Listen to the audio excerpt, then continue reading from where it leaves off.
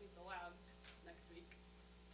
Be able to inspect, clean, polish plastic and acrylic structures, understand the storage and handling and all that stuff, and be able to inspect seats and belts, including TSOs and APs as well. All for that. So references in the textbook, it is page 754 to 758. It talks about plastics. And then AC 4313, chapter 3 has the plastics. And then 9 is where it talks about seat belts, as well as AC 4313-2B, or not 2B, it is actually 2B. Chapter 9 has a special section all on restraints. So, not much in the textbook, but AC 4313 has that. And then, as we go through the lecture, we will be pulling out the FARs that apply to what we'll be talking about. So, starting with plastics.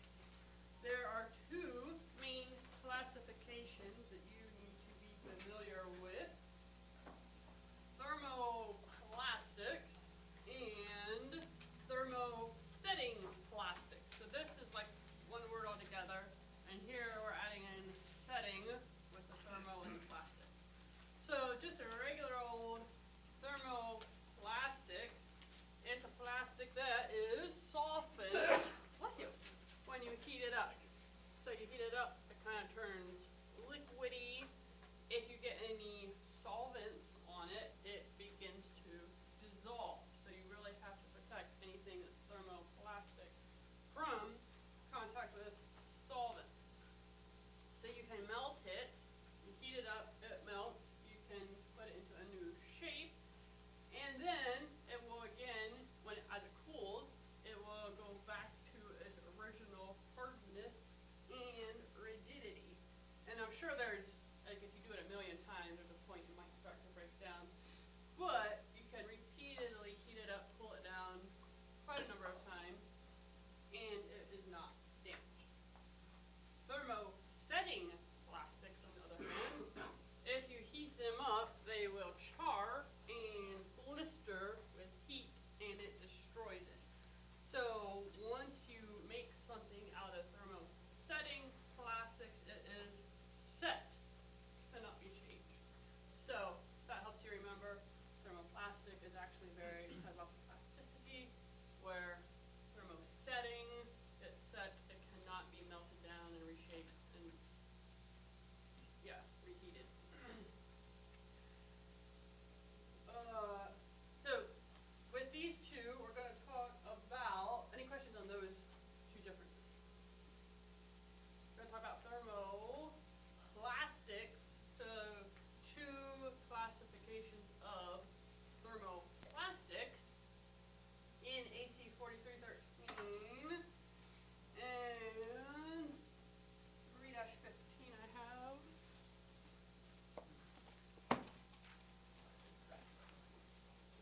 And if you follow along in AC 4313, become familiar where this information is located, it will greatly help you when you get to your lab.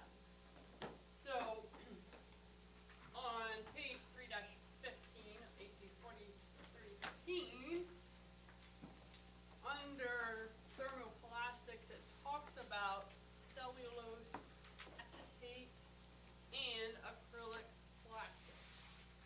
So cellulose acetate, you may come across this on older aircraft, and one way to tell is cellulose acetate as it ages, it turns kind of a yellowish tint. So if you see aircraft with a yellowish tint, windscreen or something, it could be cellulose acetate. And it gets brittle with age, breaks much more easily, and it is no longer acceptable. So you cannot use it to install any new plastic, but you might come across it in an old aircraft. Acrylic plastics, or one of the names is plexiglass, one of the companies that makes it.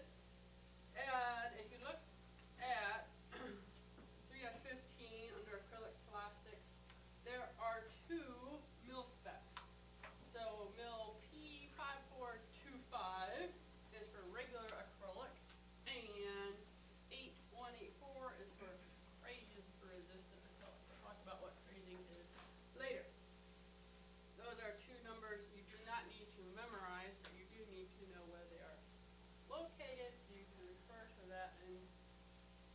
provide that information as needed when you are asked.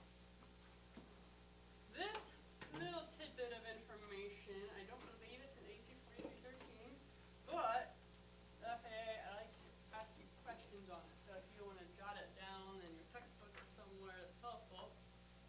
If you want to tell a difference between acrylic plastic and cellulose, you take a little drop of zinc chloride, it's in a little bottle like that.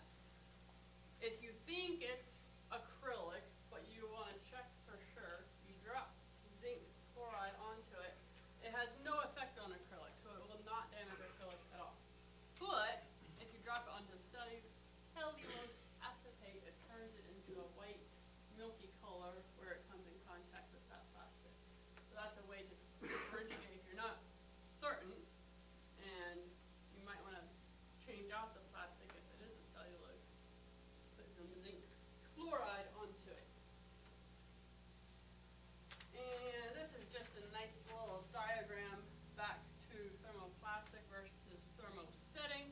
The thermoplastic, it has weak molecular bonds, so that's why it can just melt down, melt it into a new shape. It's recyclable. Yay!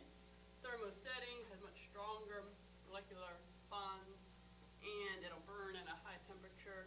And that for the gases it releases when it burns are carbon dioxide and benzene and nasty stuff. You don't really want to breathe it. Yeah. Is polycarbonate useful? I don't know. I would have to look through AC 4313 to see if that's listed.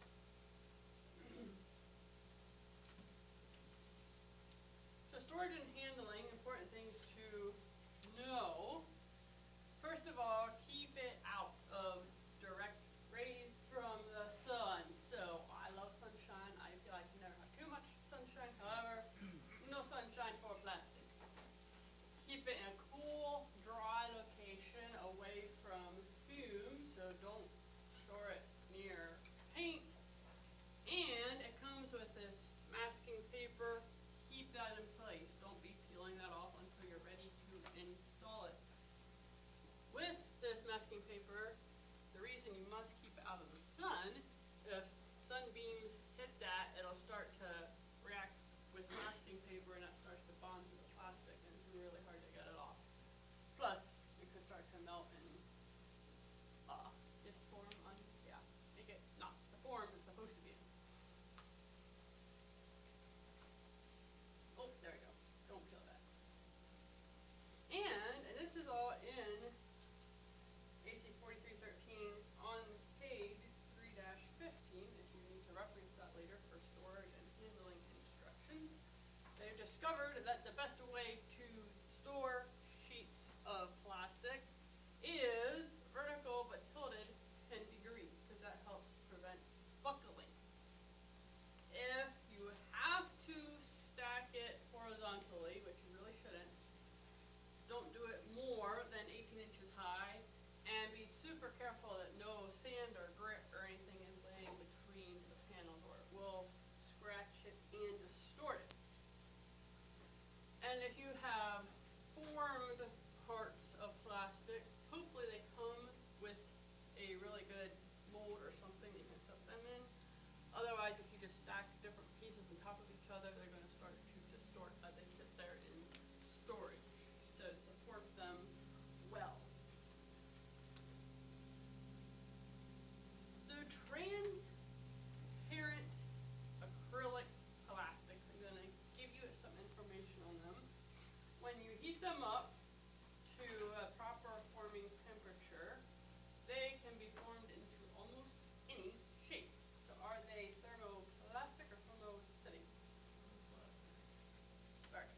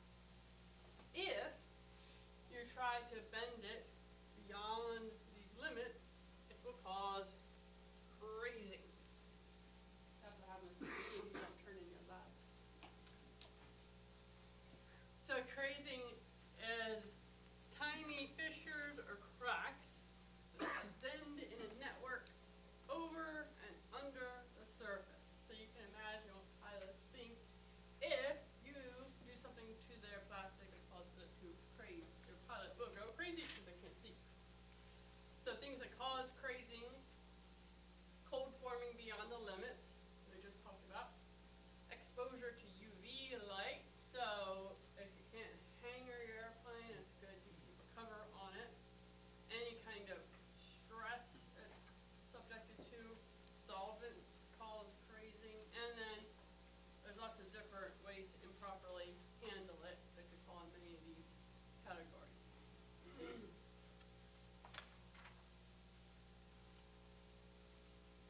So to form plastic, if you're not going to cold bend it because it doesn't meet this criteria, you may need to heat it up. So that protective covering that it comes with from the manufacturer, obviously you had to remove that, or else it's going to become one plastic. Remove that and then wash it, rinse it, dry it thoroughly. I'll talk about this later, but when you wash it, what are some considerations you might want to think about as to the type of water you're using? Hard water is going to be a problem. Excellent. Excellent. So if your water is hard or has lots of minerals and stuff in it, you might want to consider getting distilled water. And then wear cotton gloves because you don't want any oils from your fingers getting onto that plastic because that'll break it down. Follow manufacturer's temperature. This number is in your textbook and AC 4313. If you go to page 3-16, this is some more information you will need later. It says best temperature, generally speaking, 120 to 374. Again, always follow what the manufacturer says. But if you're asked, generally, what is the best temperature range? It'll be 120 to 374. If you have too high of a temperature and your oven takes off and it gets too hot temperature is going to result in bubbles forming in that plastic. And again, your pilot won't be able to see. Then, as you let them cool down, they need to hang vertically so they can evenly cool. And that's the best way to avoid stress on it. And do not use hot water or steam directly on plastic and try to heat it up. If you do that, hot water steam, it causes the plastic to become milky or cloudy, so like a white haze all throughout the glass. Any questions on this? Throwing a bunch of information, but it's all coming out mostly out of AC 4313. Yes. When would you actually do this? Like the heating. Forming something like. So a lot, if you get into gliders and you have to make the canopies, if you want to do that yourself. I have an example closer to the end of that was more of a repair they did. But it really depends where you end up. Because some shops, they'll be making this stuff. Some, they would just send out and get a whole new windscreen ordered in. So it really depends. Like this is one of the things, like some sheet metal you can specialize in. Or, like if you go into an engine shop, you would never touch it. So, yeah. I have a video. A bunch of these videos I'll be showing you are from EAA. So and they are member access only. So if you do want to see these later on, just let me know and I can bring them up on one of our computers.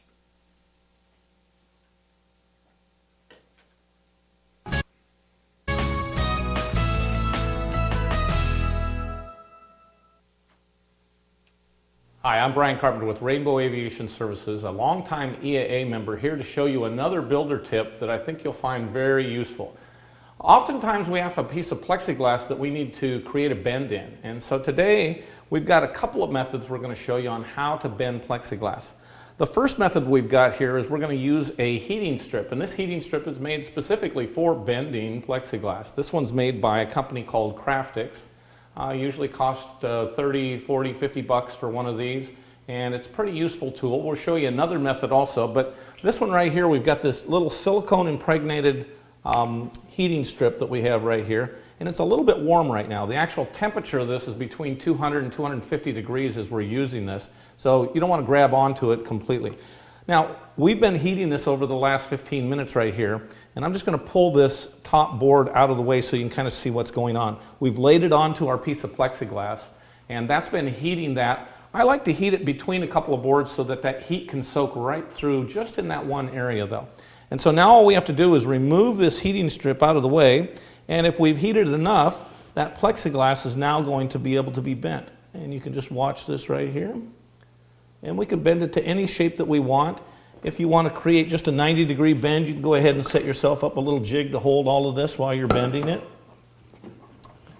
And just get it formed in a piece. Now, one of the things that you want to do is you want to make sure that you're not trying to cool this down too fast. You can set up some stresses in there if you're trying to cool it down fast with air or something like that. So just kind of let it cool down by itself, and eventually it'll get to the point where it becomes nice and rigid, and it'll be just as strong as if you had the original piece of plexiglass. Now, we've been able to keep that from heating too much. If you get to heating it too much, here we have a piece that we bent 180 degrees, but you can see the air bubbles that got into that plexiglass because we left the heat strip on there too long. So that's kind of not really detrimental to the plexiglass itself too much, but it's optically not nearly as clean as what we have with this piece of plexiglass that we have here. And this is already cooled down at this point, and you can see nice optically clear transition right there. So that's one method. It's a commercial method using this heating strip. And I'm going to show you another simple method that you probably have already got all the tools in your shop that you're going to need to be able to do this. So we're going to take a little bit bigger piece of plexiglass right here. And you can either tape this down so you can hold it exactly where you want it to go. We're just going to separate out these two pieces. Actually, I'm going to turn this just a little easier so you can get a good shot of that right there. And I'm going to put these boards between there. What this is going to do is this is going to allow the heat gun, and I'm just going to use a regular old heat gun. And I'm putting this heat gun on the hottest temperature here, and I'll just continue to work this back and forth as I heat that. And by putting the boards on there, what that does is that keeps that heat evenly distributed right along that crack that I want to bend that thing. Now, the trick is, once again, don't overheat it. Don't get it to the point where you're actually causing bubbles to occur in there. With a little bit of practice, you're going to be able to figure out how much to actually heat it. I've got a little trick that I do, and I've got a little plexiglass cutter here that I use. It's got a nice point on the end of that. And on the end of that, I can poke that piece of plexiglass. And when it starts to get soft, it'll kind of embed into the plexiglass. But when you remove it, that plexiglass just comes right back to its original shape. And right now, I'm still a little bit hard, so I'm going to keep going. It's not digging into the plexiglass yet. It takes a few minutes to get it hot enough to actually do the bend. But rather than for one or two bends that you're going to do, going out and buying a complete heating strip just to make a few bends, this is a very usable method in the shop. And almost all of us have got a heat gun. This one goes up to 2,000 degrees here, it says, but I don't think that's what's coming out of this heat gun anymore. Remember that the heat strip we used was right around 200 to 250 degrees, and that worked pretty good. So we'll give it just another test here. Still a little bit hard.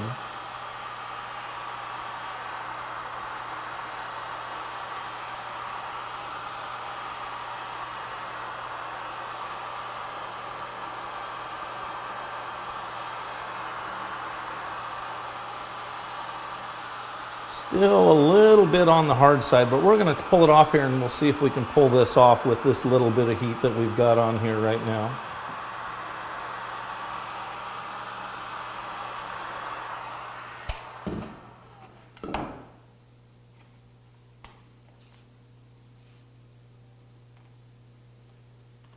Right there. And we can just put a little plate on there to make sure that we get it bent 90 degrees. I could have gone a little bit longer. That was just a little bit hard when I was pulling that, but it was still soft enough that it allowed us to be able to make the bend. And you can see our bend is optically clear, very similar to how we were able to do it with the professional heat strip that we had right there. Pretty simple, something you can use, and it's kind of fun to be able to make different things for your aircraft using this method. So next time you're out there and you've got a need to bend some plexiglass, why don't you give this a try?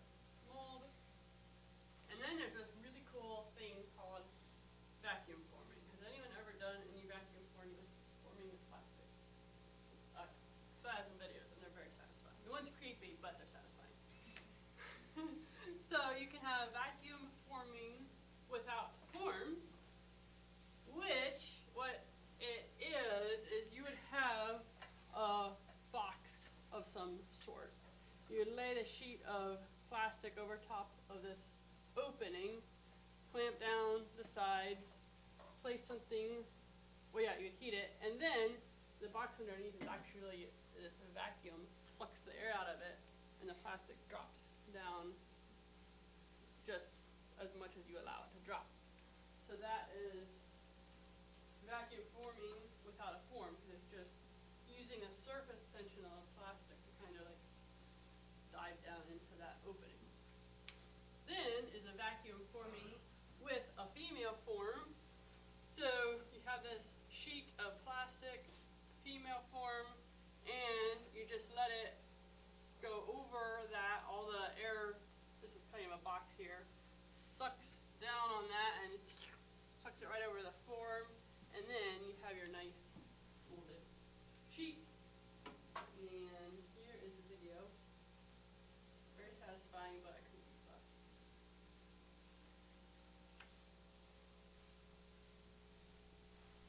If you were diagnosed with kidney, testicular, liver, or thyroid cancer, or ulcerative colitis, PFAS contamination may be to blame.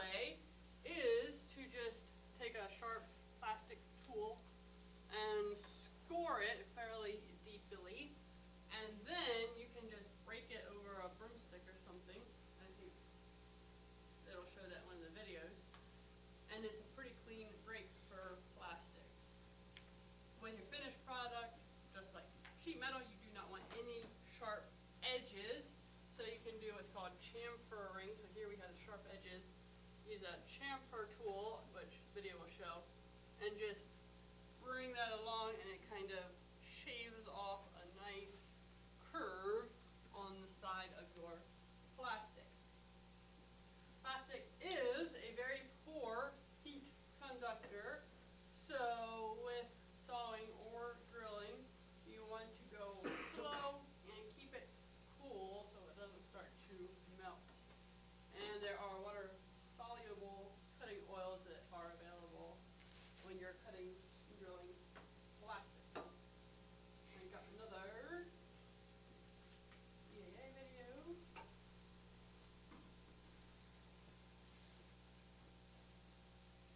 On cutting plexiglass.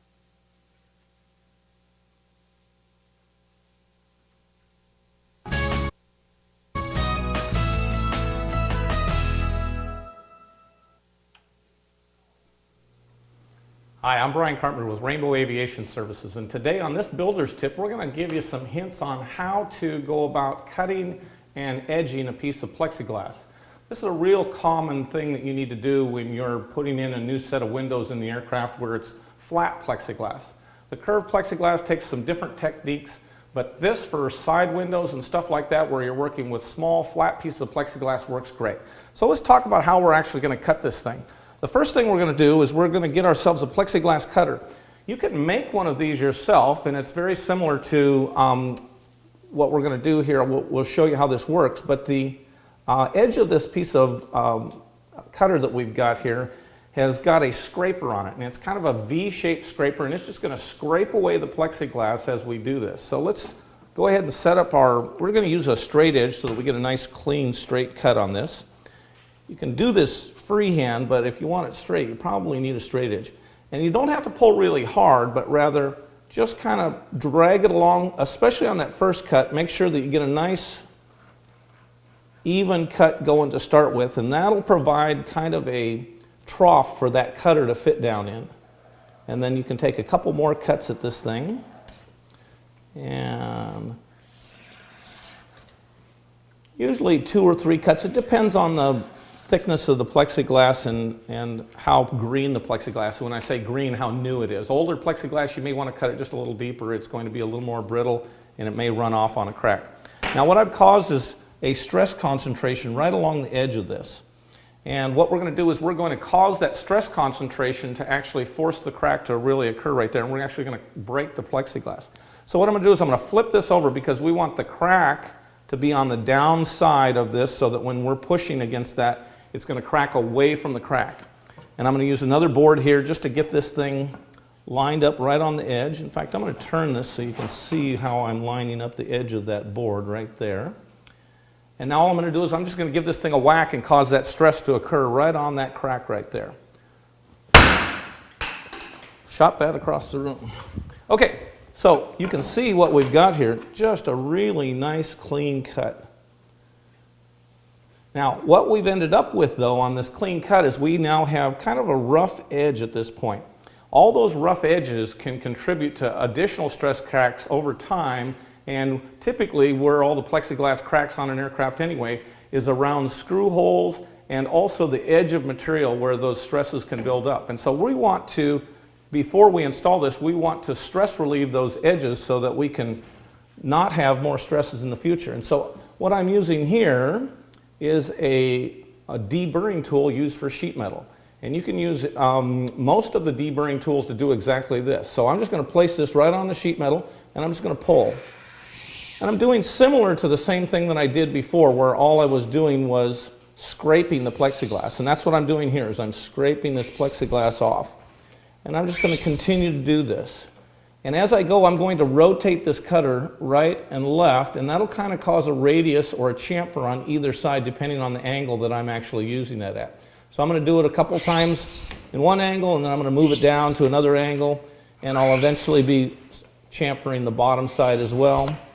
And with a few times of doing this, you're going to see that I start to form this really clean, nice radius on this material. And it almost gets to the point where it stops cutting and stops dragging, and that's kind of a clue that you're now getting to that point where that radius on that is really clean. We've relieved all the stress on this. We're not going to have any stress cracks from this piece of plexiglass unless we do something stupid to it, but you should be doing that on any of the pieces that you're going to install before you actually install them so that these things will last for a very long time. So something that you're likely to be able to do, many aircraft are using flat plexiglass in the aircraft, real simple tool, and it's something certainly you should be able to do on your aircraft project. So good luck on next time you need to go replacing your plexiglass.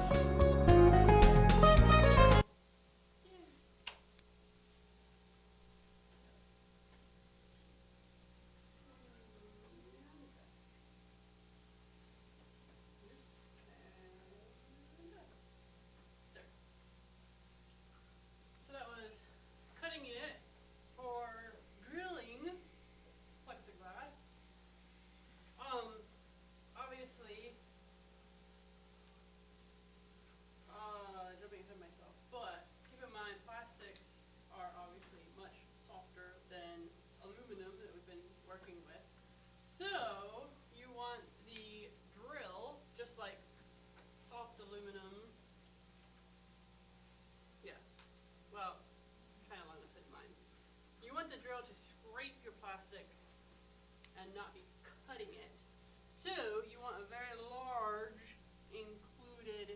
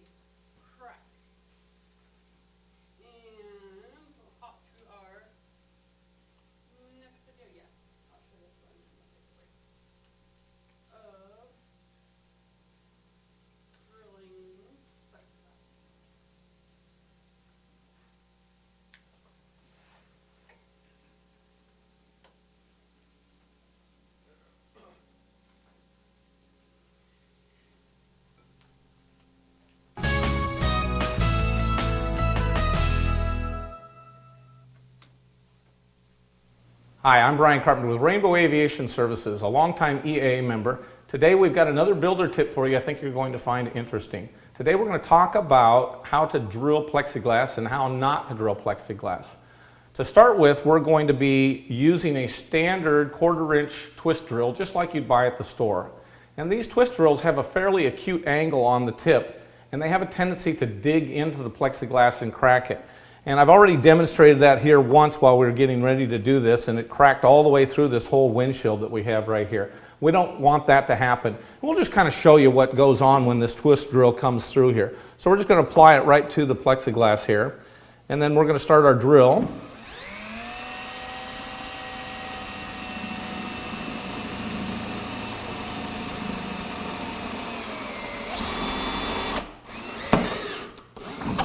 In this case right here, I got through it pretty easily. Just demonstrate one more time. That one you could hear the plexiglass crack. And if we look at this, that's a really good example of what can happen. Goes in and it starts to crack that out. With a little bit of pressure on that, that's just going to propagate that crack out of there. We're going to lose that whole piece. That's pretty standard what happens. We set up a stress concentration on the edge of the piece of plexiglass, and then that just continues to propagate over time. Just vibration from your aircraft's going to do that also. So what we're looking for is we're looking to drill a hole through that piece of plexiglass so that we don't have those stress concentrations and you won't have any cracking that propagates into the window. You've all seen these windows and they've got cracks going through the thing because they've been overstressed or over-vibrated over a period of time.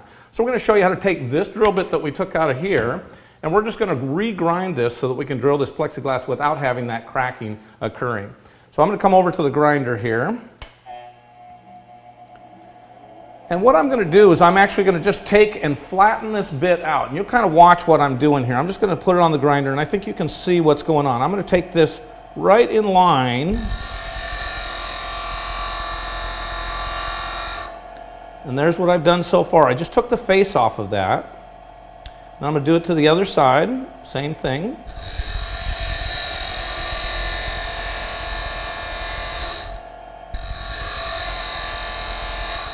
And what I'm doing is I'm actually making this blade so that it's not going to be cutting, it's going to be scraping the plexiglass.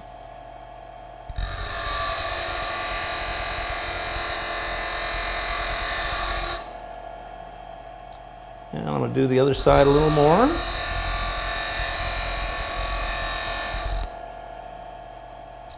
And so there's what I've got. I could do just a touch more on this one to clean it up.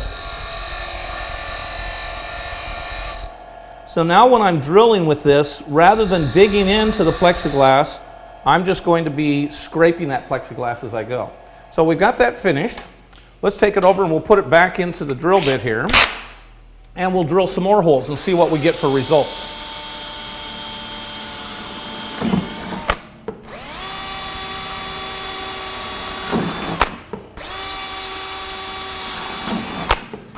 Clean, consistent holes. We don't really have to worry about it catching ever. Every hole that we drill, we're going to get the same results out of this drill. And that's kind of the whole goal that we're talking about, is drilling these holes without having that cracking or stress cracking occur. Now, about the largest bit that you really want to try this with is about a 1/4-inch bit. But we found another technique that seems to help pretty good when we want to enlarge these bits, and that's simply take an existing unibit that you probably have in your toolbox. And any kind of unibit will work pretty good at enlarging these holes, and we'll show you how we're going to go about doing that. There's kind of a two-step process to using the unibit. The first step is we want to cut through here, but because it has that chamfer on the teeth where it's going to try and dig in, what we like to do is we like to drill from both sides.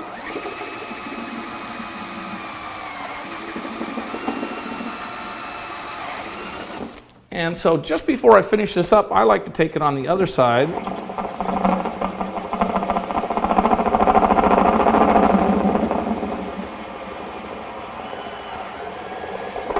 And you can see it just does a really nice job. And then one more time from this side, just to put a little chamfer on the edge of that. And I think you can see that. I'll turn this just a little bit more so you can kind of see that edge. But there's just a really nice chamfer. I could even chamfer this side just a little bit more. That will prevent that thing from cracking out. And that's a good way to keep enlarging that hole if you need it for something larger like an outside air temperature probe or something like that. Now, a couple things to keep in mind when you're drilling plexiglass, when you go to install it, the main reason that we actually have holes propagate out and crack from the screw hole is that the hole that you've drilled in the plexiglass is completely expanding and contracting continuously, and if the fastener that's in there fits too tight, that's going to add additional stress to that. So normally when we're installing a fastener, the size of the hole is just big enough that we can go ahead and have some room for that plexiglass to expand and contract. Even on pressurized aircraft, we install a bushing inside of that so that it allows that plexiglass to expand and contract with that. But simply adding a little bit of space to the fasteners that you're putting in there will really go a long ways to reducing that potential for that to crack. So I think that's a tool that you probably can use, a simple system, not any special tools that you have to buy. You can make all this out of your own drill bits that you have at home. And I have a whole toolbox full of bits that I've just gone over through the years. And the best thing is save those drill bits that you've busted off and make them out of those, because they're going to need to be sharpened anyway. So good luck next time you're drilling plexiglass. All right, take a break, come back at 35.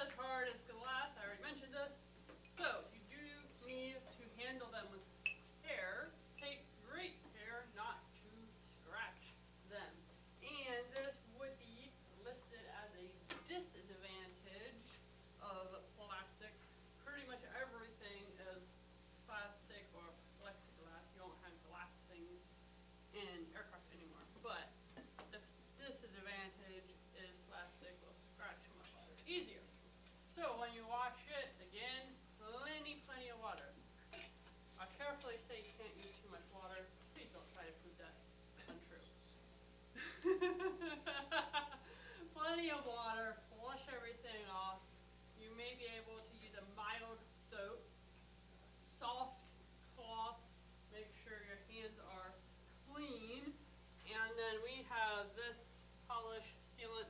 Plexus is a good, expensive aviation product sold for cleaning plexiglass. Things that you should not use. This is slightly amusing. So turn to page 321 in AC 4313.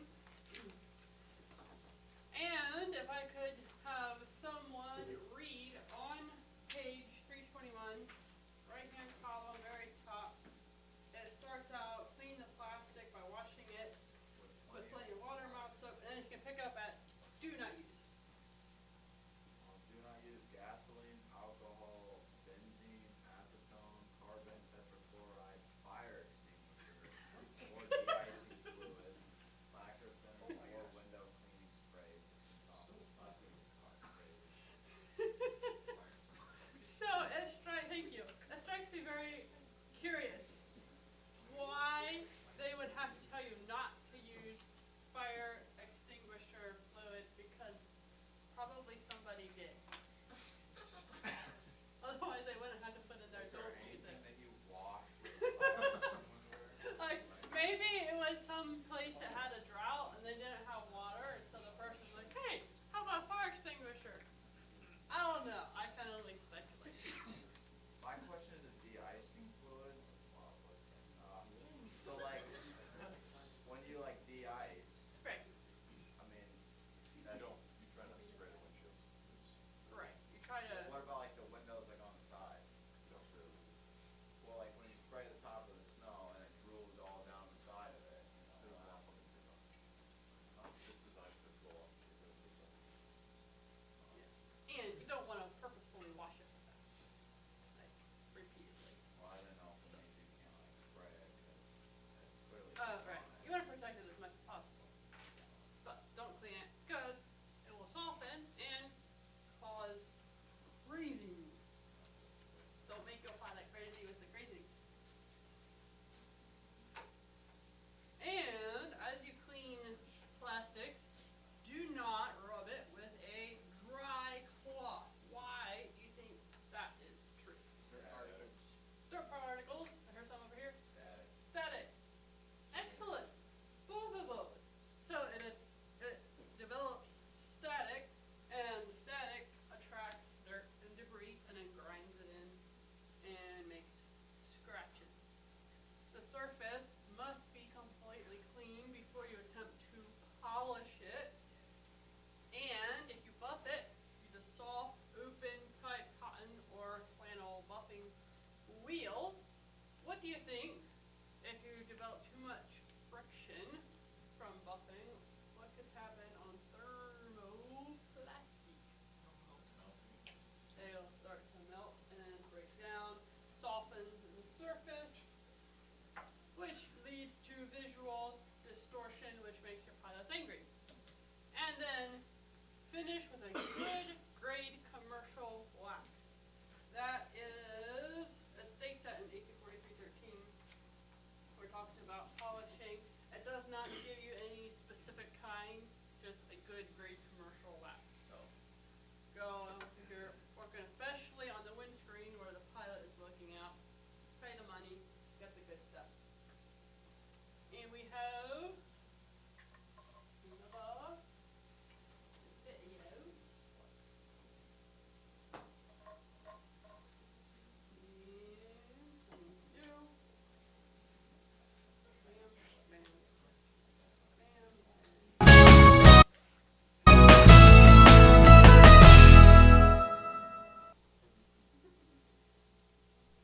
Welcome to EAA's Hints for Home Builders. I'm Joe Norris. I'm an A&P mechanic, an EAA technical counselor and flight advisor. In our hint today, we're going to talk about proper cleaning of your plexiglass windshield. First and foremost, you never ever want to wipe a dry windshield. You need to be able to float the material off, the bugs, the dust, whatever it is, so you need to use some sort of a cleaning agent whether it's water or some of these products I have in front of me. Now these are just 3 examples of products that are made specifically for plexiglass windshields. And there are many of them out there, and you want to make sure that you get a product that's specifically designed for plexiglass windshields. You never want to use a product that has ammonia or alcohol in it. So make sure you're using the proper product. In the absence of any cleaning product at all, good old water will work great. You can use just water by itself, or you can use water with a little dish soap in it. If you're going to use water, what I like to do is just take a towel and just wet the towel so that it's completely soaked with water, and just lay it on the windshield and let it soak for a while. That'll loosen all the bugs and other grime that's impacted on the windshield. After you let it soak for a while, then you can lift that off and take a dry towel and wipe that off. If you're going to use the commercial products, you need to use either a microfiber towel like I have here, or just a good old Turkish bath towel works just great. Never, ever, ever use a paper towel to clean your windshield. Let's go ahead and clean this windshield here so I can demonstrate how these products work. I'm going to get these out of the way, and I'm going to use this particular one, which is my favorite, but it works just as well as the others. So if this windshield was very, very dusty or had a lot of dust on it, I would actually take an air hose and blow most of that dust off first. Get as much of it off as you can just with compressed air. That way you don't have a real heavy buildup of abrasive material on the windshield. So once I got that off, then I'm going to go ahead and just give it a nice even coat of my cleaning product.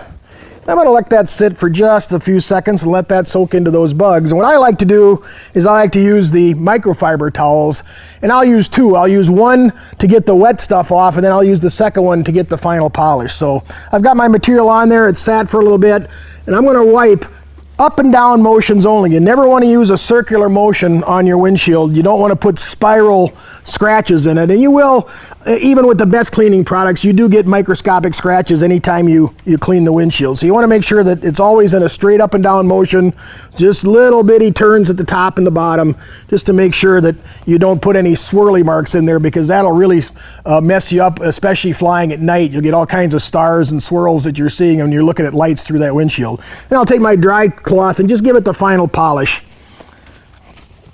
Gets rid of all the smudges. You got all your bugs off of there. You got a nice clean windshield. No streaks, no scratches, no bugs. So remember, don't use a paper towel. Don't ever wipe your windshield dry. Always use a product that is made to clean plexiglass windshields, and always use a straight up and down motion, never swirlies. Do that and your windshield will last you for years. Hope this helps you out, and enjoy your flying. Would you use our compressor system to blow off? And what? Correct. That's not clean. It's got oil in it. So be careful with stuff like that. And also very important, like he said about always up and down, straight up and down, so you're not making your pilot be starters.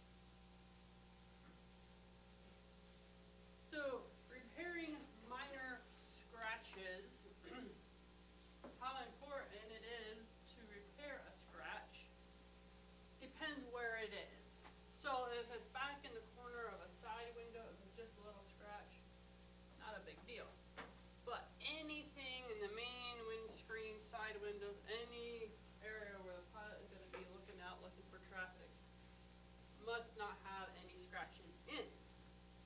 So you start with 320 to 400 grit sandpaper. Again, this is a generalization. Always go according to your manufacturer's maintenance manual if it has this information in it.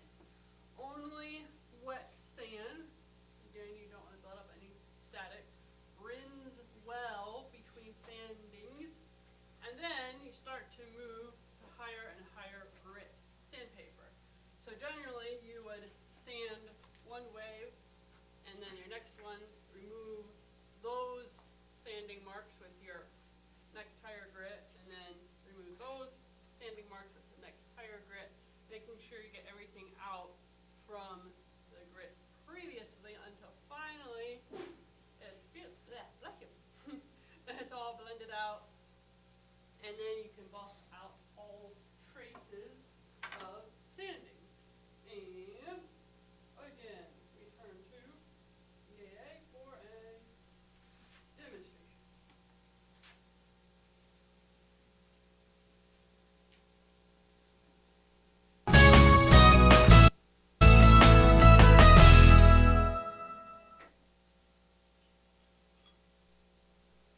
Hi, I'm Dick Kohler. I'm Bob Kohler. We're both tech counselors, A&P IAs, and we are instructors in sport air workshops. And today we're going to show you how to remove a scratch from plexiglass. Most important thing with the plexiglass repair is you're going to have to get invest in a micro mesh kit. I don't know of any other easy way to do this. And the idea behind the micro mesh is we start with a fairly coarse grit wet dry sandpaper, and then we sequentially we use that coarse sandpaper to take the scratch out, and then we use each sequential finer and finer grit of the micro mesh kit to take the scratches out from the previous step. So we're going to get Robert started here with taking this scratch out, and he'll be using some wet 600. And for a scratch like this, you probably need to spend about 2 or 3 minutes per step. And while he's doing that, let me explain some of the steps here. After he takes the scratch out with the 600 grit, then he'd move up to something like 1500 grit wet dry. And you say, where do I buy 1500 grit wet dry? Usually you can find out at automotive paint repair stores. Then you would shift over to the micro mesh kit, and its coarsest grit is a 2400 grit. Then from 2400 you go to 3200, 3600, 4000, 6000, 8000, and then 12,000 grit. And and the real key is you have to get the scratch out from the previous step before you move on to the next one. If you don't, you're just polishing over the scratches. Now this is a rather tedious process. Again, you should spend maybe 2 or 3 minutes on each step. However, you can end up with a beautiful result. I used to teach this in an A&P school, and our students would do this work, and of course inevitably they would try to jump ahead or shortcut a step, and if you shortcut any one of those steps, don't end up with a perfect result before you move on, you will have problems. You will end up with scratches you can't get out. So he's making pretty good progress here on the scratch. Is it gone yet? No, Almost gone. I'm working perpendicular to the scratch. Yep. And this is such a small scratch, I'm using my fingertip. If you had a bigger area, you'd probably use a backer block. Yeah, the kit comes with a hard rubber block that you can use for larger areas. How do windows get scratched like this? Accidents happen. Line boys use the wrong stuff to clean your windshield, whatever. I've had everything happen from a guy leaned around with a screwdriver and scratched my windshield to a file I had a student try to clean off one of my windshield one time with Scotch-Brite. So anything like that, you can repair it with this, and you can take a very old, beat-up looking windshield and make it look brand new. It's going to take a lot of time. So how's the scratch coming now? You want to clean it and check it? It's coming. Dick, I think that even paper towels are bad. Oh yeah, shop towels, the red rags, any of that kind of stuff, keep those away from your windshield. When you're cleaning your windshield, the first thing you should do is splash it with water and wipe it with your hands. Anything that feels gritty to your hands, stop and just get it off of there before you start doing anything further. Now, that's gotten rid of the scratch. Now the next step would go to the next finer material perpendicular to that and get rid of the scratches you created there. And you just keep going with that sequence. We're not going to demonstrate that here today. We've got the middle piece here. We've actually done, that's I think between 3,000 and 3,600. You can see part of it was done this way. We went back and started chasing it with the other direction here. You can see each step, you can see cleans up the previous step. Now actually these 3 panels here were each scratched equally, and this last one we've cleaned it all the way down to the last step with the micro mesh, so you can see how the micro mesh works. This is 12,000 grit micro mesh. What does that feel like on the backside, Robert? It feels smooth. Like a shark skin or something like that, Yeah, or even finer than that. Yeah, very soft, very smooth. You can't really feel the grit. It's so fine, you must do it wet. If you do it dry, you'll end up with the, I think you want to go that way. I think so. If you do it dry, you'll end up getting little balls of the dust will fill in there, and you'll actually scratch with the residue of the ball. So wet, and keep washing it off keep it very wet, keep rinsing it off, keep getting the debris out of it. So, almost feels like you're not doing anything, but you're making a white liquid, so you're taking material off. And again, normally you'd go probably 2 or 3 minutes like this, and of course each time it gets a little bigger, a little bigger, a little bigger. So, how's that coming? Let me finish off the other side, then we'll wipe it dry and see what we have. Now, Micromesh provides in their kits a anti-static cream, they call it, which is their final step. And it's just a cleaner that's designed to remove all the debris from the process. You can use that, it works real well. I like to chase the finished product with a good cleaner wax. And my favorite is Meguiar's number 6. Be sure to get the cleaner wax, not the polish. And you can keep a windscreen looking brand new with a product like that. So now that's looking real good there, isn't it? It is. Let's go ahead and give it a buff with the cleaner wax and see what we end up with.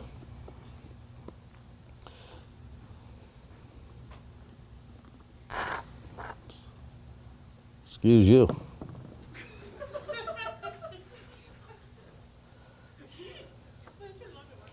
Now he used circular motions to kind of spread it around, but the other trick on working with plexiglass is you always go in straight lines. You do not use circular motions. If you use circular motions, you'll put swirl patterns into the plexiglass, which will give you starlight bursts for points of light at night.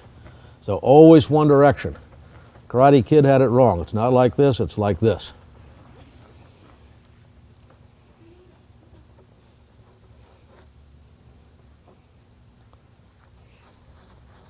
Ooh, that's starting to look real good.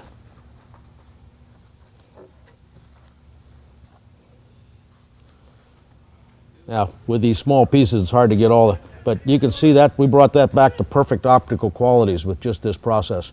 With these steps, with little patience, you too can keep your windshields looking absolutely perfect, even if they do get a few dings in them. Hope this helps keep you flying happy and safely. Thank you. Thank you.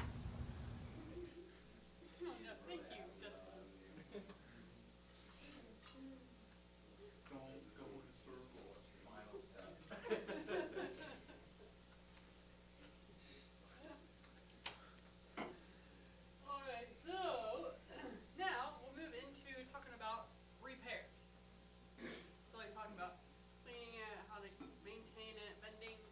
Now, how do you repair if you do have a bad crack? So generally, if you are able, it is better to replace than repair, just because visual distortion, like there's some more stresses in it if you were to try to repair it. And no repairs are allowed in the pilot's line of vision. So those are two things to be aware of. But temporary repairs, you may stop drill. If you have a crack, you must stop drill it before you continue with more repair. And you may be allowed a surface patch or a plug patch, as long as it's not in the pilot's line of sight. And here's a nasty crack happened on Panchito. Anyway, we're going to talk about why that happened, how they repaired it a little bit later.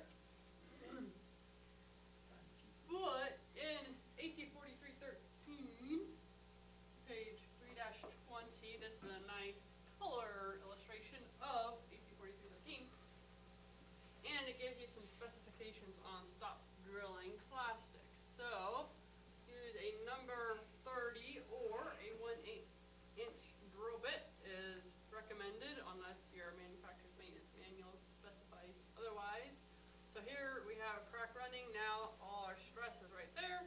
Stop drill it and it spreads out the stresses just like in sheet metal. And if you have a hole with cracks running out, you must stop drill every one of those cracks. And we have, so stop drilling just like in sheet metal is a very temporary repair. We have, oh yeah, it's Dick and Bob again. We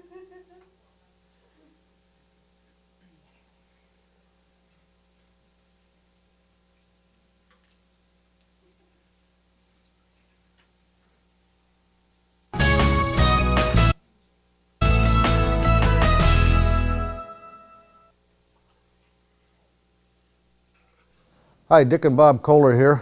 We're A&PIAs, we're also tech counselors, and we also do the sport air workshops. And Bob, I got another deal at the fly market today. Oh gosh, And, what'd you get this time? well, I thought maybe you could sort of fix this up for me. Oh, and, boy. And just got a couple little cracks in it. Yeah, right. You and your deals. Well, if nothing else, it'll be great for demoing how we stop drill cracks in plexiglass. First off, I just bought this. It's a special diamond dust coated plastic drill bit. That's the actual name of it. And this is an 1/8 inch size. So I'll chuck this up in the drill. Now, as with sheet metal, you want to locate the exact end of the crack.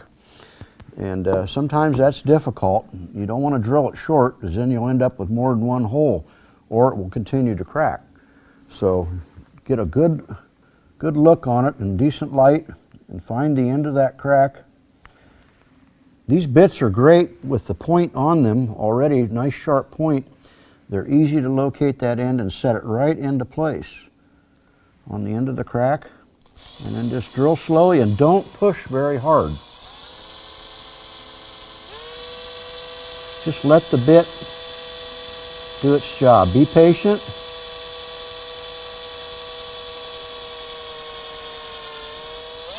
There we are. There's perfect stop drill of a crack in plexiglass. I hope this tip helps you maintain your aircraft safely.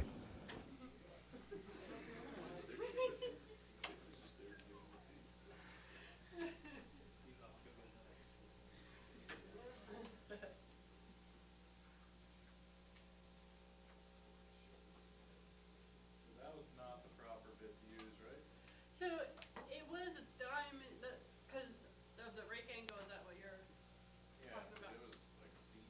Right. It was a special plastic diamond dusted bit. So, right. So if you're making your own, you don't have the diamond dusted. So you want the shallow rake angle. But apparently this one, so there, if you buy the super expensive special ones, they have whatever modification. Otherwise, you want the flat angle. So, a surface patch. So this is in EP 4313, page 3-20. Talks about surface patch, has this illustration. So you want to trim out the damage, stop drill it, make it smooth just like in sheet metal, round any corners. And then the criteria is your patch has to extend 3/4 of an inch beyond the crack. And you want to match the contour of whatever your crack or hole is and bevel the edges of the patch. So here we have a crack running in from the edge, so we match the edge and then just do kind of a nice oval around it. Here we kind of match the shape of the hole and gently round all corners. Here we have a straight on regular hole, so we make a round patch and angling off the side, beveling that so it's not straight down, inducing stress. And there are plastic solvent adhesives that you can use to attach that surface patch. Oh yeah. Once again, it's Dick and Bob showing you how to patch.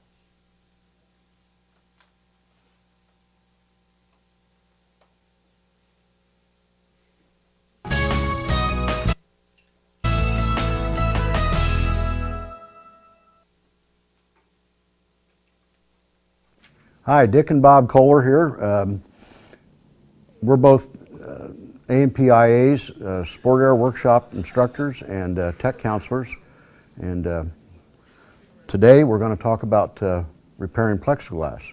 I've got this side window it took out of a Comanche, and it had a crack here, great for demo. I've stop drilled it with a diamond dust drill bit, and now we're going to put an overlay patch on it to keep the crack from going any further and hold it until we're ready to replace this window with a new one. Dick, can you explain how we're going to do this? Yeah, I've already made up a patch here. It's the general rule is you want the patch to be about 3/4 of an inch bigger than the crack all the way around from edge distance around. So just a simple rectangular patch. This end of the patch is squared off because it'll line up with the end of the window, and we can actually file that down, make it even when we're all done, so that isn't real critical. The other end of the patch, you want to avoid any sharp edges. They become stress points, so everything should be rounded.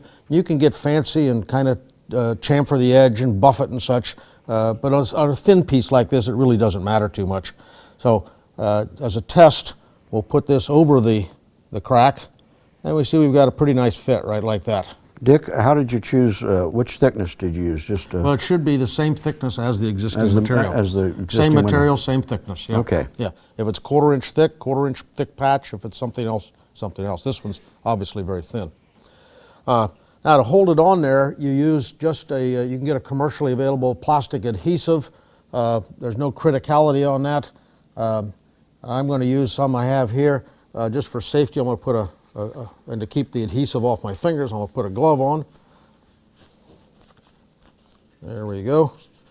So, the trickiest part of all this is you want, as soon as you get the adhesive on, you want to get it applied as quickly as possible and clamped. So you need about 4 hands to do that. So I'm going to go ahead and put the adhesive on first. best we can. This is a real thin, runny adhesive. I like the thicker ones, but this will also get the job done. So we just coat it and make sure you got a clean brush. And flip it over and get it in place right there. Go ahead, I'll hold it, clamp it once. Now that'll hold it in place. Get another clamp on it. And that's all it takes.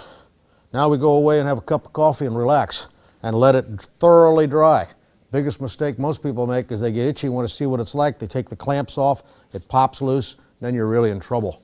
So be sure to have the patience to wait. Hope this little tip helps you maintain your aircraft.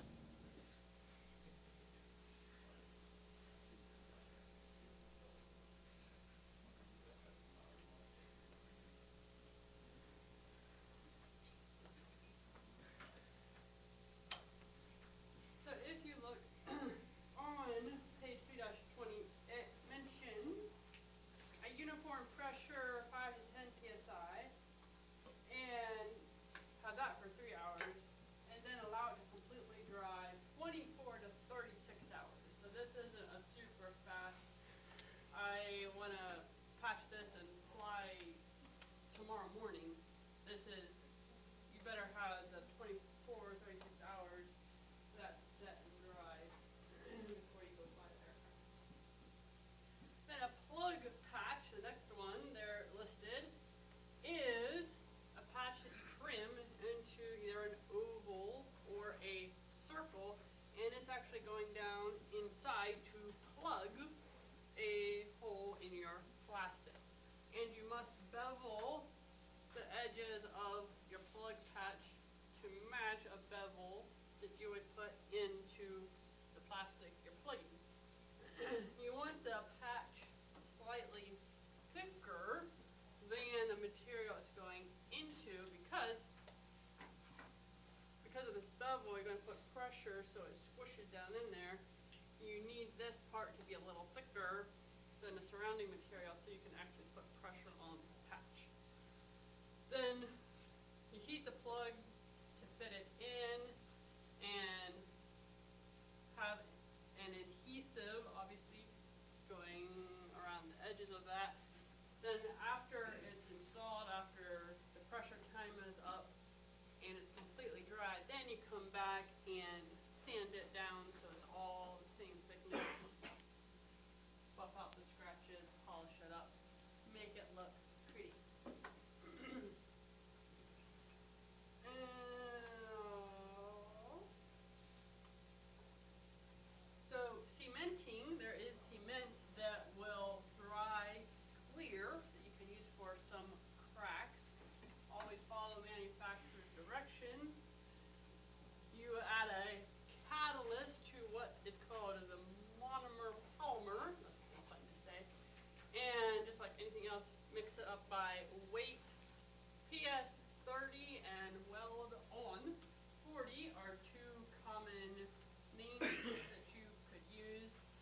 as you mix it, just like we're talking about the sealant, you know, keep it free of bubbles.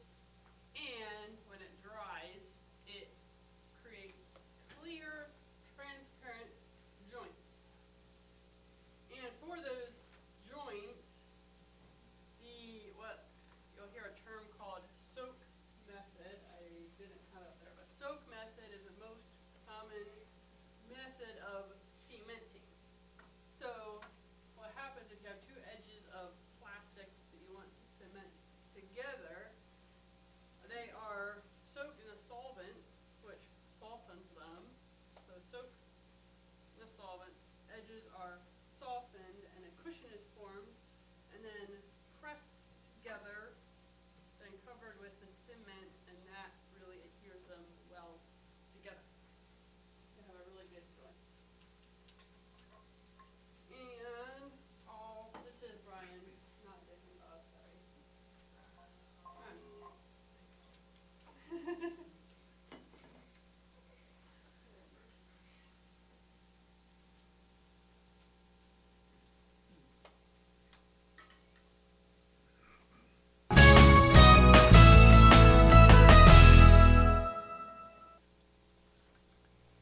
Hi, I'm Brian Carpenter with Rainbow Aviation Services. Longtime EAA member here to show you another home builder tip I think you're going to find interesting.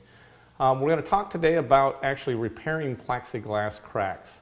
And I'm going to be showing you some of the standard methods that we actually use in the shop on other experimental aircraft over the years that we've found actually pretty useful. We're going to be simulating as though we were repairing a crack that propagated out, and in this case right here we've got one where we've installed a plug already using this weld-on cement that we have here. It's an acrylic cement. We're going to talk a little bit about that. So I'm going to create a crack that we can actually work with, or not a crack, but a hole that we're going to plug as though there was a crack going into that. We'll just drill through this using a plexiglass bit, a bit made specifically for cutting plexiglass that we made here. Nice clean hole, and we're going to plug that up. Now we're going to come down here and we're going to be using this weld-on two-part cement that we have right here. This is called weld-on 40, and it's an acrylic cement. The reason we really prefer this two-part cement is it's really good at maintaining translucency after the repair. Doesn't have a lot of bubbles, doesn't turn the plexiglass opaque. It'll leave us an optically clear repair when we're all finished with this thing. And we're just going to show you the process on doing that. This is a two-part epoxy. So what we're going to do is we're actually going to measure it out here. We'll turn on our little scale that we have right here. And for accuracy, we're going to use grains. It'll be a little easier to do. We're going to tear it out right here. And we'll just mix up a little of the part A. And this is a pretty popular acrylic cement. Pretty easy to find on the internet. You can just Google it and you'll probably have no problem. So I have 30 there, 30 grains. This is a 5 parts to 100 ratio, so 5% of what we're dealing with there. We've got 30 grains times 0.05 equals, looks like we only need 1.5. So this is going to be really just a couple of drops here to do this job. And yeah, we're just right there. That should be just about right. And then we'll mix that up, put the lids back on. This stuff's kind of stinky, so get the lids on that. Now when you're mixing this, you need to mix it real thoroughly.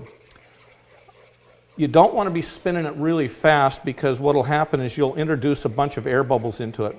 But you just need to make sure that you're actually getting it fully mixed when you do this. I think the instructions call for about 3 minutes worth of mixing. We're not going to mix it that long for the builder tip here because we're just doing a fake repair. So I'm going to mix up a little of this, and I'm going to go up to the windshield here and goop up the hole to start with. And we've actually done complete repairs where we've cut out the section in the window and glued a section back in using this. Now I have a 1/4 inch rod of plexiglass here that's just made out of acrylic, just like the same material that the window is. And these are readily available also with the same suppliers that supply the glue. It's just an acrylic rod. I'm going to put a little goop on that, and I'm just going to slide it into the hole. And once I get it into the hole, I'm just going to let it sit there, and it'll cure up. And you can see, like we have with this one, it's still actually a little bit soft around the outside, but it's actually turning to be a little bit translucent at this point. By the time we're finished with sanding that all down and polishing it back like we would a window scratch, this is going to be optically clean enough that it'll do that repair. I've got another little tip for you right here. For cutting plexiglass, we use this little cutter from Dremel that's right here, and it's on this locking collar that we have here, which allows it to float a little bit. That's kind of a nice feature. It doesn't allow it to get bent or snapped like some of those cut-off wheels. But this is a carbide cutter with a lot of holes in it that allows that plexiglass to not clog up while you're actually using it. One thing we don't want to do with plexiglass is get it burning the material and causing stress concentrations while we're burning the thing. So we're just going to cut this off so it's not hanging out so far.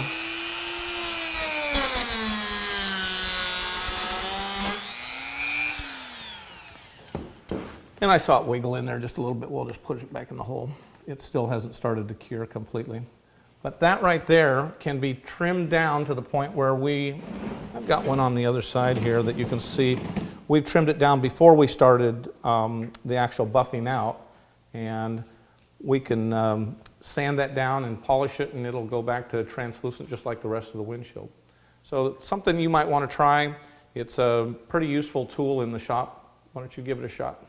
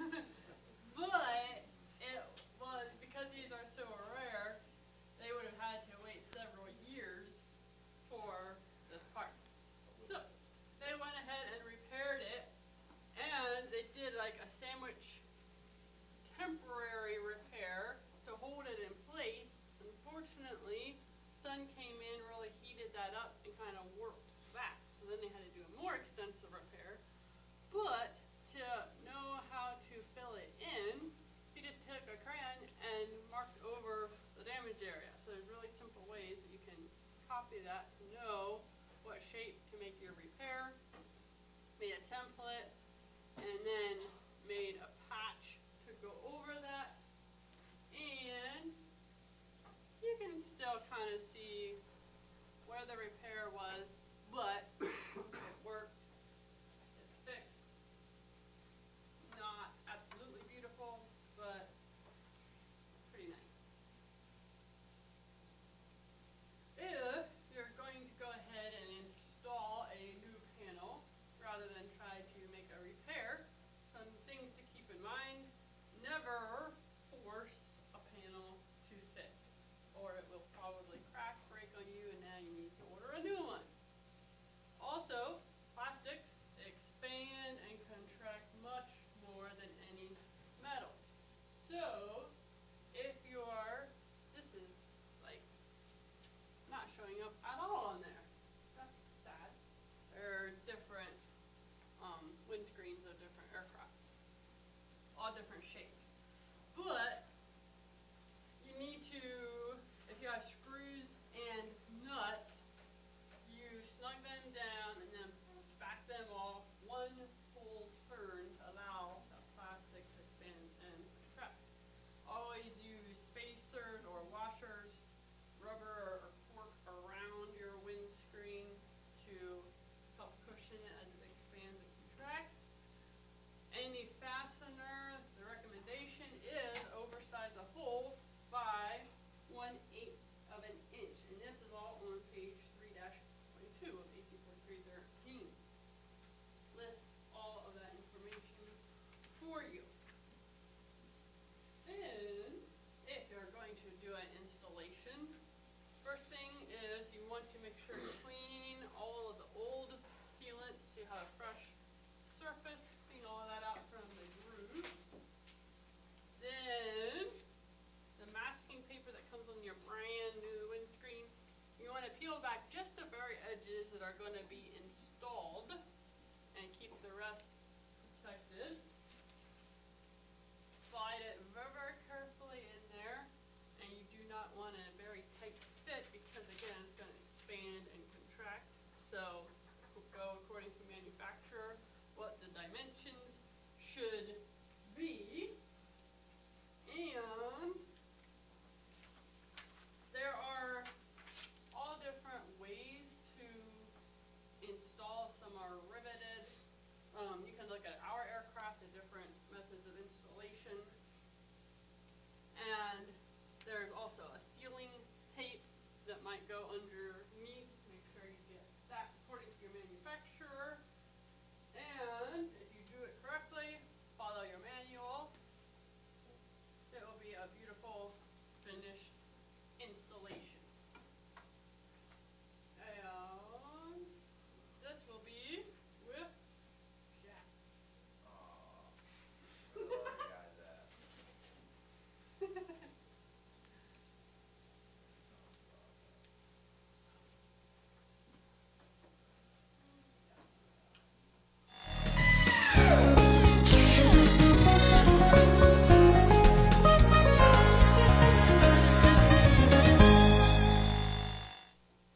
Hi, I'm Jack Dewick from Calgary, Canada, and an EAA volunteer, tech counselor. Today I want to talk a little bit about how we can seal an aircraft plexiglass to the aircraft frame. I found this system works very, very well, and what I have here is a sample of aluminum together with a piece of plexiglass, and I propose to seal this as you would on an aircraft. What I use is a butyl tape. Now this comes from the metal building industry, and we use this in areas where you put cladding, you overlap cladding on the roof. So you seal the two pieces of cladding together so you don't get rain on them. And I've got a sample of it here. The spec number is Tremco such and such, but basically it's an 1/8 inch by 1/2 inch butyl tape, and it should be available in your hardware stores. So what I'm going to take is a strip of this tape. It comes with a paper on one side and tape on the other, as you can see, this butyl tape. And I'm going to lay that down basically right over where the screws would go into the window.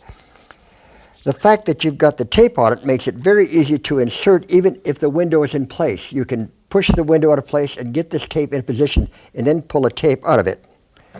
I'm going to cut it off here. And now I'm going to remove the tape. leaving the paper, leaving the tape stuck to the aluminum, giving me a little trouble. I'll try this side here. Once it's started, it comes off readily, as you can see. So there we have, the tape is on there and it's covering the areas. Now I've got these holes all lined up. We'll put the holes in there. We'll put the screws through here. You could push them right through. And we'll put nuts on them and tighten this up.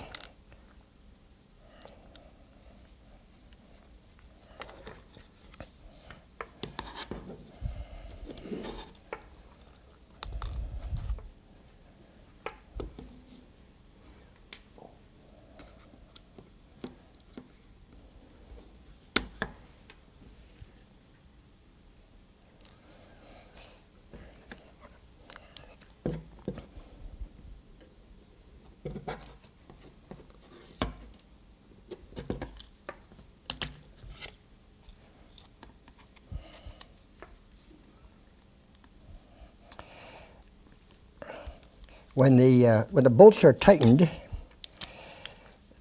the butyl tape will spread out and form a very permanent seal. It will always stay flexible, and it's easy to take apart and remove later on, but it does a very, very good job in sealing. I'm going to take a minute and just tighten these little bolts up here momentarily.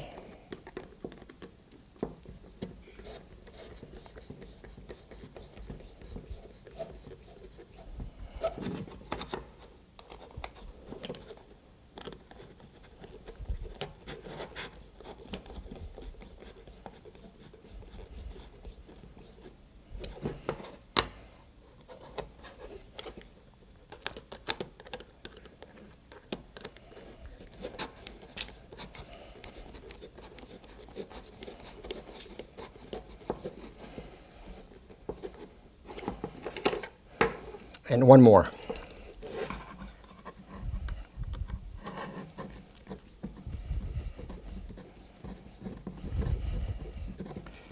And you work your way around your windshield or your side windows in that same fashion.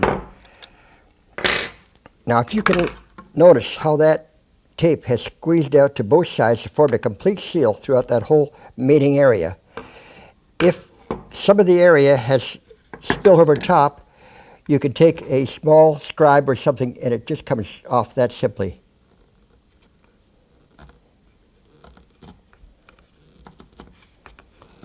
I'm doing this so I don't score the plexiglass.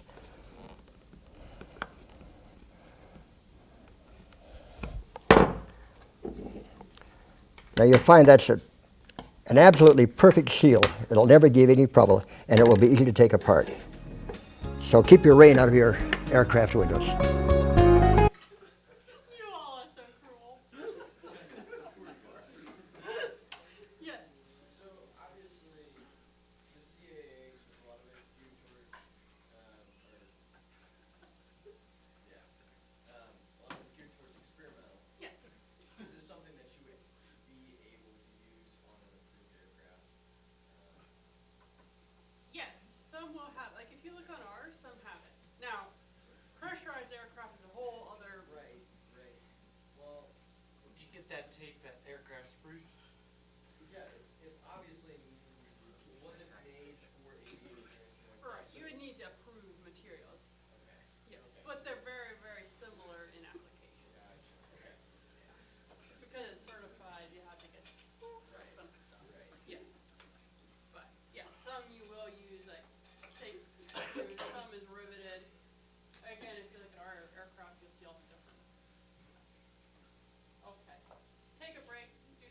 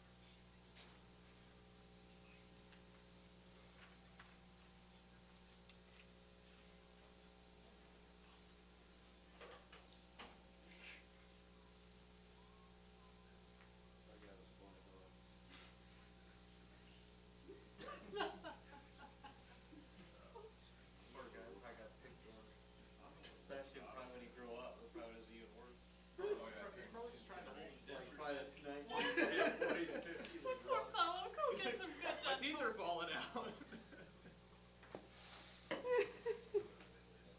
So I can't let my teeth fall out on the video.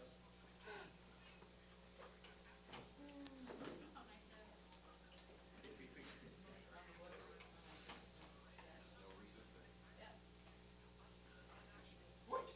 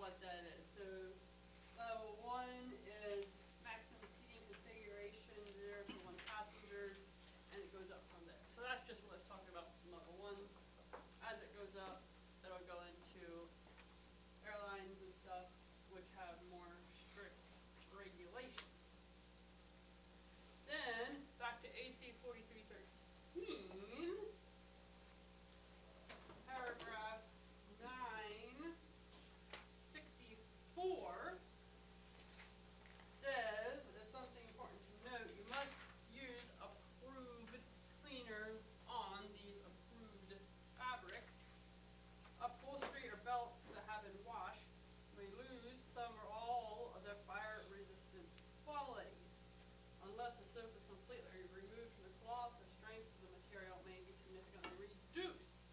Consult manufacturer to determine how to maintain a fire-resistant quality. So, be careful what products you use. They do make fancy, expensive ones that are approved, especially on transport category aircraft. There are only certain cleaners that are allowed, so it doesn't break down the fabric, doesn't remove the fire-resistant quality. And this website up here, so there are special tests the fabric is put through. It burns, and I see how bad it burns. That allows the fabric to be approved. So that website, if you're ever bored at night and want something to put you to sleep, it tells you all of how they do the test, what conditions have to be met, how fast the plane is allowed to travel, all that stuff. You're not allowed to do that. So you cannot take a piece of fabric, set it on fire, and see if it burns and say, oh, I approve it or don't approve it. It must be done by approved facility. And some more places to note in Chapter 9 of AC 4313-2. So going to the back, and at page 83 is where you'll find this. Shoulder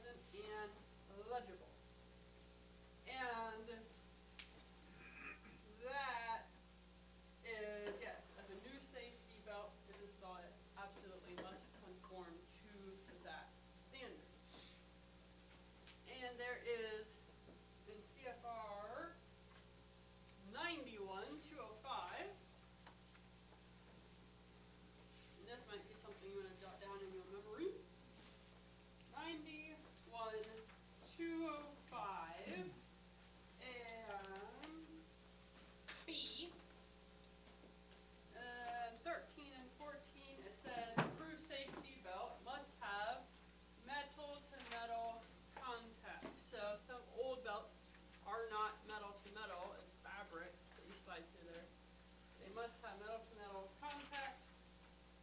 And then it gives some other specifications, and that it must meet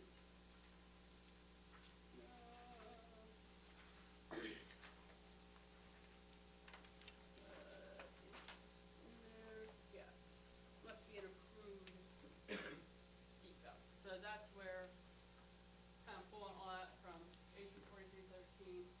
FAR does a quick run through them, but that is where you're gathering your data. You must meet PSO C22 because of 91205 and AC 4313. Any questions on that, or where to find that information when you get to that? Okay, here's some fun free information. So, talking about seats and belts and fabrics.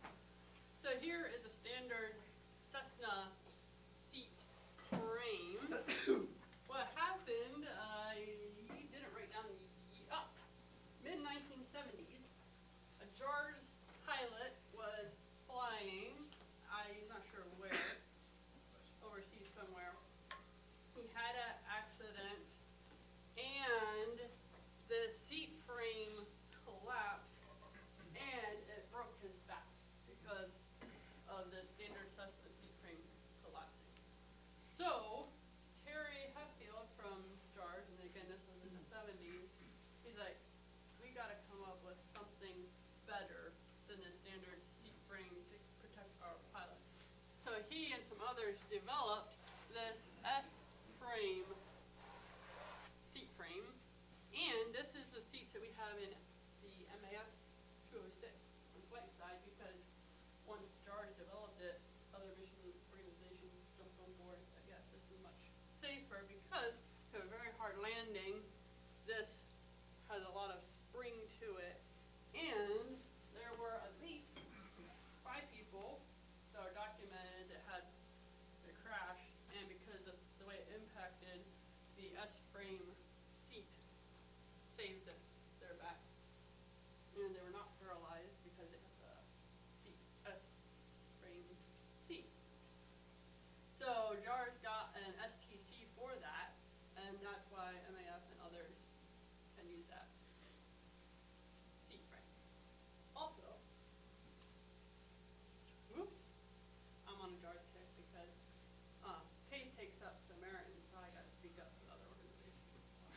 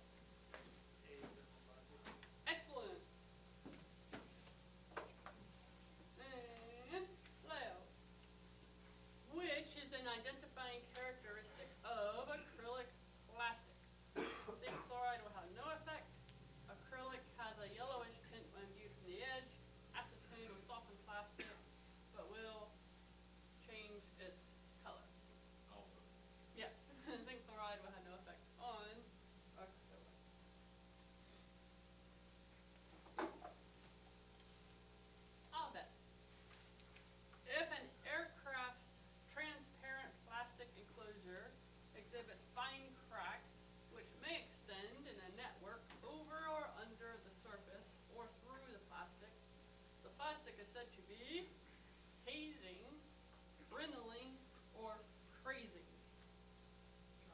Yes. Crazy.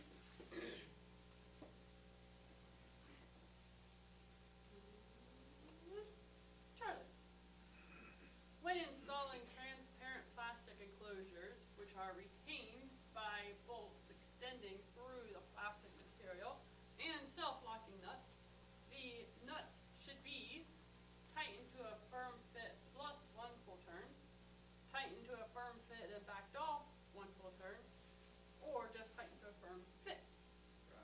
Bravo is correct.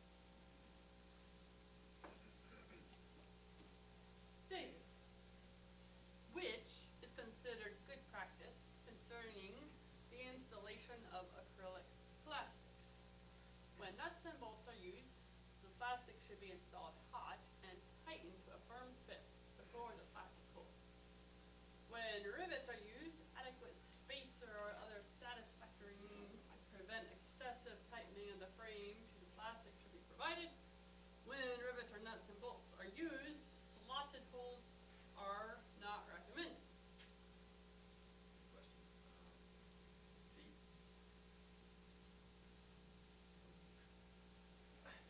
I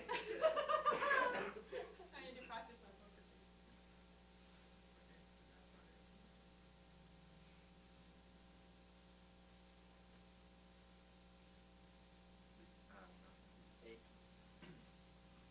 A, final answer. Alright. How many agree? A, final answer. Oh. Oh, no. So yeah, that's with bravo. Yep. So yes, if you use rivets, you do want a spacer or something because that plastic will expand and contract. And there are slotted, you do want a slotted hole or larger hole for rivets or nuts or bolts, so again, allow for expanding and contracting. And if you install the plastic hot and then tighten it to a firm fit when it cools, it'll probably crack all over the place.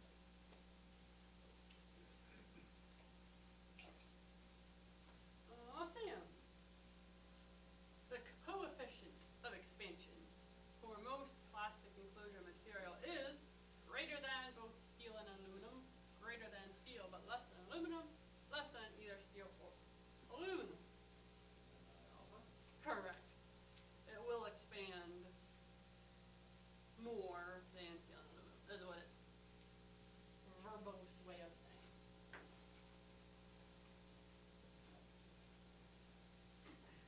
Trevor.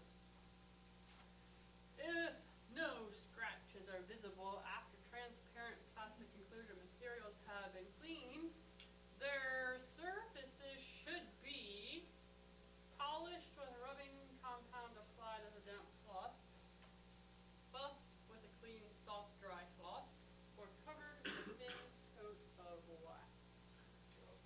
Excellent, Charlie. Any questions on that? I didn't specifically talk about that, but after you wax it, then you could bring it to a high polish.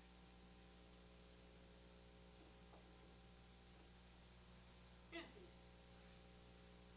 what is the most common method of cementing transparent plastics?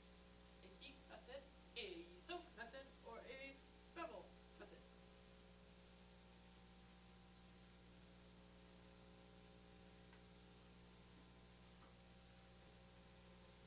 This is the one I talked about, but then it was not actually on that PowerPoint. Keep going for C. How many agree? How many are awake? Oh, like that. Anyone for B? I guess, certainly. Anyone for A? So, most common for cementing is the soak method. And that's when they soak the edges in the solvent, get them soft, push them together, let it cement on, and you have a good joint. Heating is used for forming, and then bevel is what you always do to every edge. So, any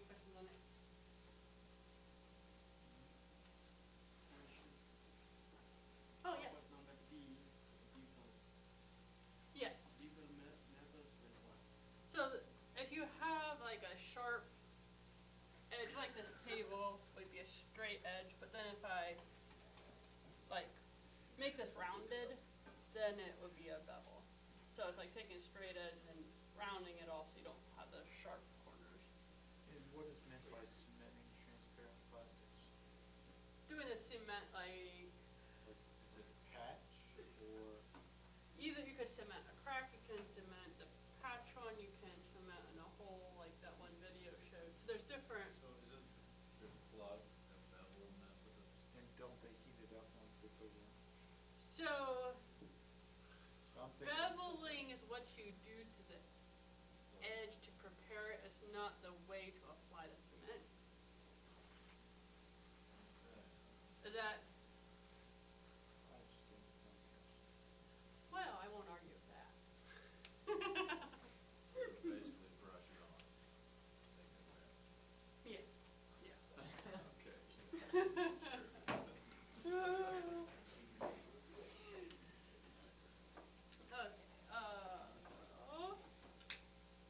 Isaac, what type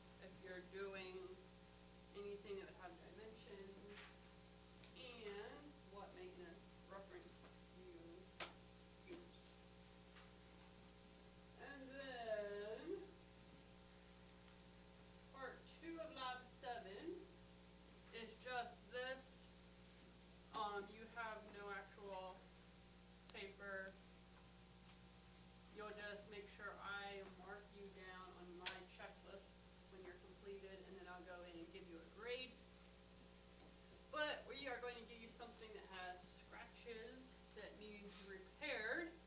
And you will use this amazing micro mesh kit that has all the grades of sandpaper. Now, this is very important.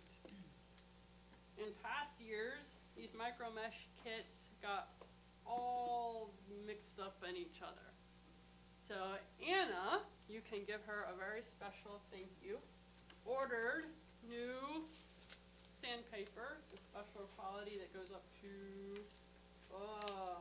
20,000. Whoa. And so you'll take each one of these, sand out the scratch, just like he showed you on the video, then take the next step, sand out all those scratches. You're going to be doing this in groups of 2. So when your group of 2 is ready and you come to me and I give you, or Anna, give you something to take the scratch out of, you take this one envelope. This has a multitude of envelopes. So take one envelope, take it with you, use the sandpaper, and then please take the paper, stack it back in order when you're all finished, put it in the envelope, return it to the box. Don't let it get scattered over all creation, or we will come after you and do scary things. So please take care of your kit, return it properly and in order. And as you have been proving yourselves, continue to prove yourself to be an excellent class. I have great faith in you due to your history so far. So then, that was lab 7. Lab 8 is going to be inspecting the beach jet, which I believe is now outside. So this is why I said totally wait till next week when we have like 38, 40 degrees outside. So please wait till a warmer day. But you'll be inspecting the door seal. Here we go. The passenger crew door inflatable seal according to the manual. Keep in mind this is a pressurized aircraft, so it's very critical of the the door seal is very critical. And then you are going to inspect one of the crew seat belts, so one of the front seats, and then take a passenger seat to inspect the belt. And list which one you are inspecting, pilot or co-pilot, which passenger seat. Does it pass or fail? And the reason if it fails, why you are calling it airworthy. Are there any questions on any of that? So this one, if you want to do kind of in groups of 2, you can do it individual. I do want, just for sake of how many things you have, the plastic and glass maintenance, number 2, I do want that to be in groups of 2, but you can choose your own partner, and anytime, if you're really wanting to, you can try to do it this afternoon, but anytime next week in the afternoon, when you're not working with Matt, when you're waiting for a layup or something, you have time to grab me or Anna and we can assign you something to remove the scratches on. Any questions on that? So priority for today, work on any sheet metal you have to finish up, work on wood stuff. Any questions? You can, oh my goodness, hold on one